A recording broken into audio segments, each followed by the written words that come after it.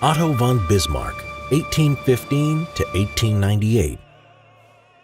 Otto von Bismarck was responsible for transforming a collection of small German states, unifying them into the German Empire, and becoming its first chancellor. His diplomacy of realpolitik and powerful rule gained him the nickname of the Iron Chancellor.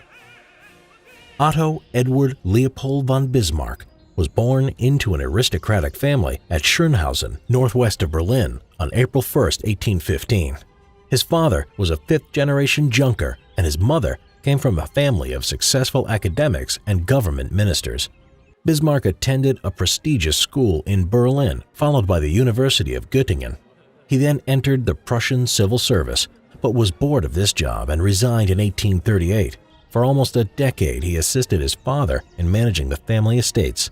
In 1847, he married Johanna von Puttkamer and was sent to Berlin as a delegate to the new Prussian parliament. It was here that he emerged as a reactionary voice against the liberal, anti-autocratic revolutions of 1848. From 1851 to 1862, Bismarck served as ambassador to Russia and France. When he returned to Prussia, he would be appointed prime minister by Wilhelm I, who had become king of Prussia. In 1864, Bismarck began a series of wars to establish Prussian power in Europe. With Austrian support, he used the Prussian army to capture the German-speaking territories of Schleswig and Holstein from Denmark. Afterwards, he provoked Emperor Franz Joseph I into starting the Austro-Prussian War in 1866, which ended in a Prussian victory. Prussia then annexed further territory in Germany. Next, he would provoke hostilities with France as a strategy to unify Germany's loose confederations against an outside enemy.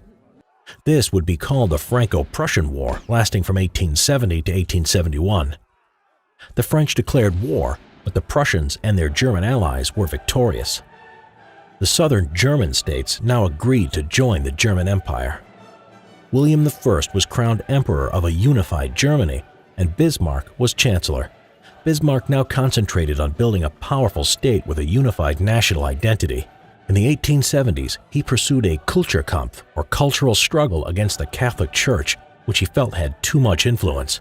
He did this by placing parochial schools under state control and expelling the Jesuits. Bismarck aimed to make the German Empire the most powerful in Europe, and in 1879, he negotiated the dual alliance with Austria-Hungary to counteract and check the power of the now allied France and Russia.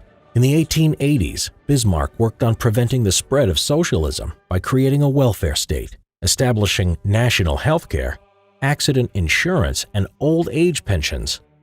In 1890, Bismarck was dismissed by the new Emperor Wilhelm II after strongly disagreeing with him. He retired to his estate near Hamburg and died on July 30, 1898.